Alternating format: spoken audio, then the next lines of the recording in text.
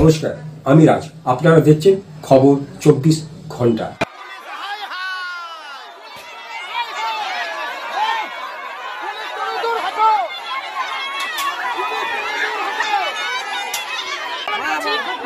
বন্ধ করার জন্য কিন্তু বন্ধ হচ্ছে না, তাই আমরা বারবার আন্দোলন করছি, প্রশাসনের সাহায্য চাইছি যে মদ ভাড়াটা বন্ধ করা হোক। আমাদের শিক্ষা প্রতিষ্ঠানের কাছাকাছি আমরা মদ ভাড়া হতে দেবো না। আমাদের মথুরাপুর আমাদের শিক্ষার জায়গা, ওখানে আসা যাওয়া ছোট ছোট বাচ্চা ছেলে মেয়েরা যাবে, মদ ভাটা এখানে মদ খাবে, মানুষ পড়ে থাকবে, বাচ্চাদের যেতে অসুবিধা হবে, শিক্ষাতে ব্যাঘাত ঘটবে। তাই আমরা চাইছি যে মদ ভাটাটা বন্ধ করা হোক।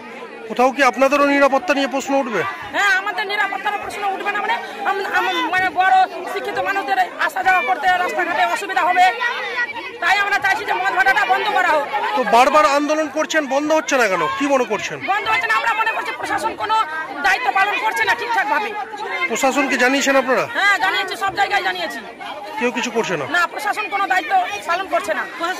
ঘুষ খেয়ে বসে। তাই আমরা জনতারাই নিজেরাই একতা হয়ে, প্রশাসন যদি কিছু না করে আমরা নিজেরাই একত্র হয়ে আন্দোলন করে ওর মদ ভাটা ভেঙে পরবর্তীতে গুড়িয়ে দিতে চাই আমরা। প্রশাসন বলুক আমাদের। পুলিশ তো এসছে, পুলিশ কি বলছে?